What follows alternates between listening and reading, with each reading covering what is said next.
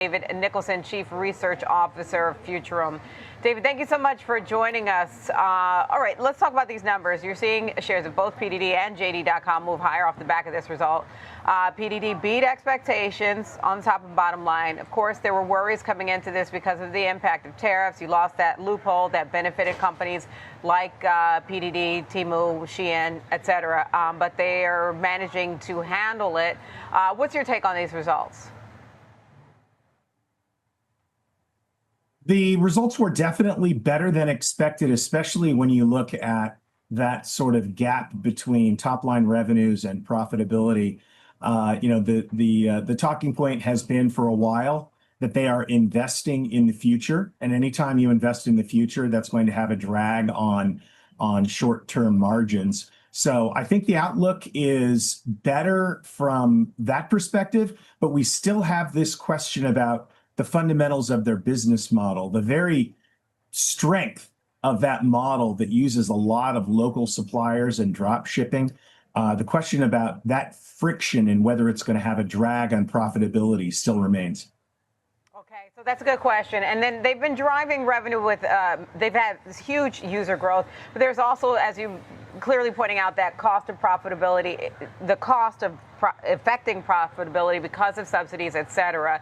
How long can that tension last before you see investors say, I don't know about this?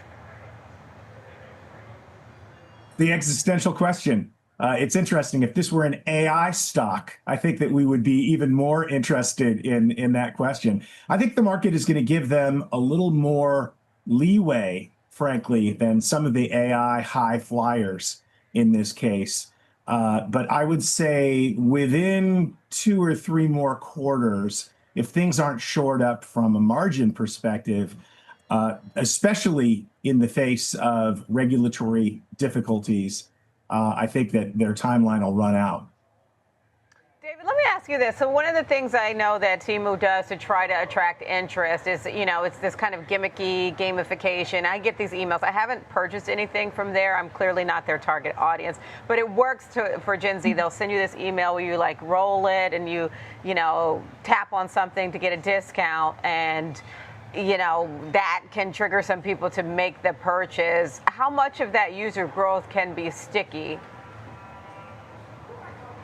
I think it can be sticky with that generation. And Diane, how dare you point out that neither one of us is Gen Z?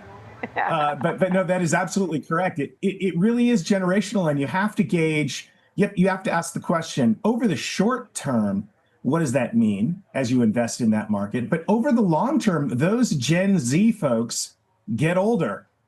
That might be a shock to the Gen Z audience, but they will get older, and in fact, their ability to spend will increase. So this is the classic long-term investment ploy. I think they're up to 420 nearly million active users on the platform. I don't think those people will go away. Habits are being formed through gamification and all of those messages that you and I get that maybe we ignore and find a nuisance. It's working for that group of people, that cohort, and they're going to be moving through the economy, spending more and more money. So the Temu generation could eclipse the Amazon generation in that regard.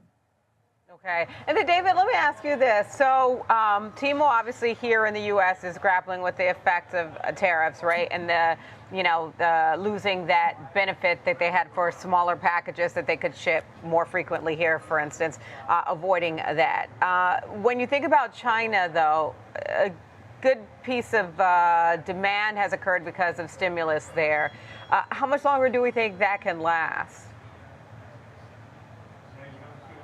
Stimulus will help their competitors. So we think of Temu, but really the core of the company, PDD, Pinduoduo, is my Chinese isn't great. They're really what we need to look at, and it's hard to get to the bottom of those numbers, how they separate out from the entire organization.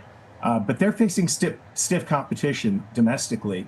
So the subsidy, if you will, of PDD at large as it goes into new markets, they're not going to have as much operating capital because of the competition domestically. So does PDD need to figure out how to get Temu, for instance, that piece of its business, to gain more market share? How can they do that if they're, I mean, the premise was you're getting cheap stuff, but without that, you know, it's not as cheap as it used to be. Yeah, no, it's a big challenge. We'll see where subsidies go. We'll see where tariffs go. Their model is pretty complex in terms of trying to sort through how the effects of either lack of subsidy or penalizing tariffs will have an effect, because a lot of these suppliers are local to the markets that they're operating in. So it's a complex web of determining just exactly how tariffs apply in each case. They're still growing. They're still taking share outside of the domestic market, outside of China. But yeah, I'd say within 2 quarters, we're going to know if this is going to pan out. All right. Thank you, David. That's David Nicholson, Chief Research Officer, Futurum today. The results from PDD being received well by Wall Street.